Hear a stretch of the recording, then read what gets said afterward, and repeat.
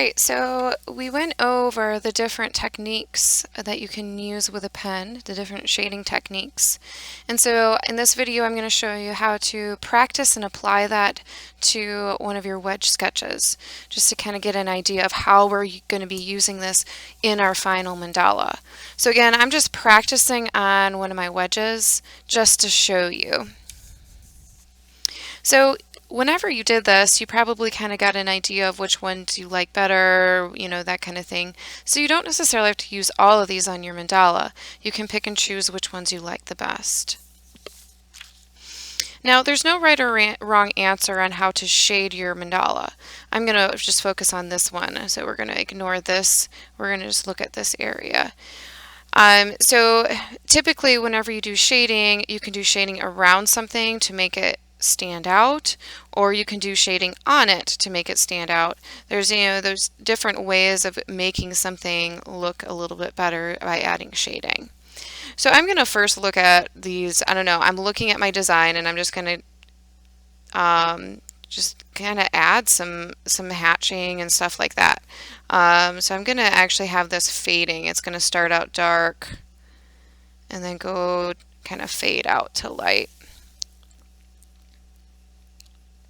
You don't have to shade everything on your mandala either. It's good to have a balance. So you don't want to just shade in one area. You want to make sure you shade throughout your mandala.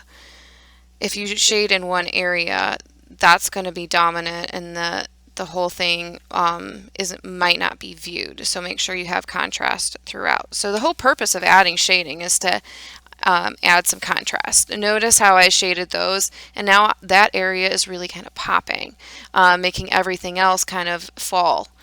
So that means that I need to start adding shading in other areas. Now I do have these little circles, so I could make those look kind of like they are popping out or more 3D by using the contour hatching.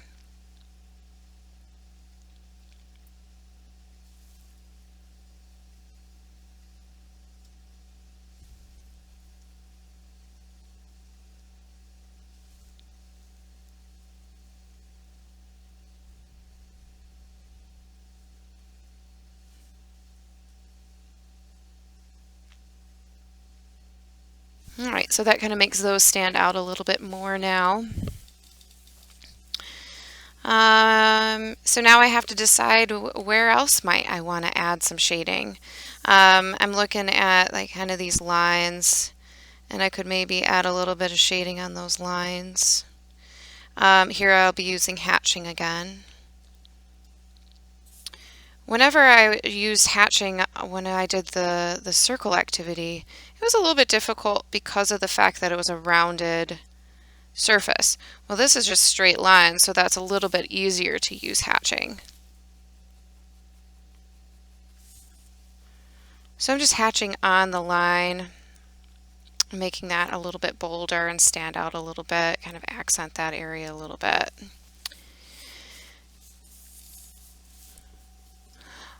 So I could maybe add some stippling inside here. Again, stippling does take a long time.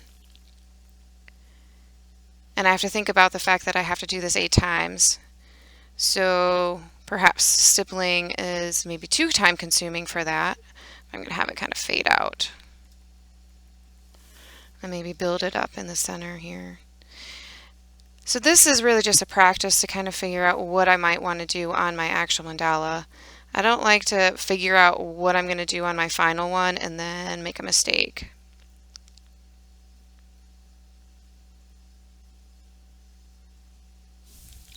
So that right there is kind of like a little fade out. So this is one way of adding shading to your mandala.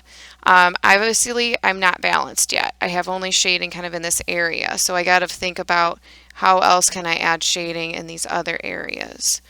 Maybe I could add some scumbling here. And then again, if you do something on your practice that you don't like, well then obviously don't do that on your final. Figure out something else that you might want to do in that area.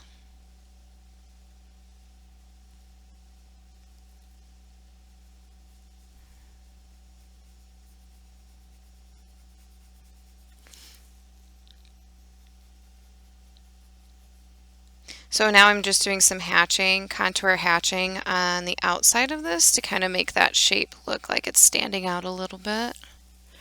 Now, if there's ever a desire to fill something in completely black, like you're going to add fancy shading in some spots, but you want something that's just black. You don't want to do fancy. Then I recommend you use one of your Sharpies, depending on how big the space is. So say for instance, I wanted this area to be just completely black. Well, save yourself some time and effort and just fill it in with a Sharpie instead of taking a pen and trying to fill that area in. Now you can do that in some areas, but that's not considered pen shading. So you are going to have to do pen shading in some areas. I wouldn't do it just in one area though. If you're going to do something black, see now that's like so dominant. So now everything else isn't as strong. So I would think about, okay, if I'm going to do something pure black, I need to have it in other areas too. Where can I have it? To just kind of balance things out. So perhaps to balance things out a little bit with that contrast, I can add some just pure black here.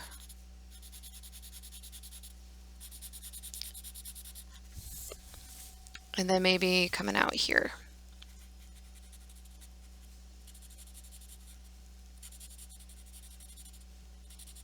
So if you are going to have just areas of black, I would definitely use the Sharpie. I wouldn't use the watercolor because the watercolor will bleed, whereas this won't bleed. And then you're also going to have areas with the kind of fancy pen shading as well. Okay.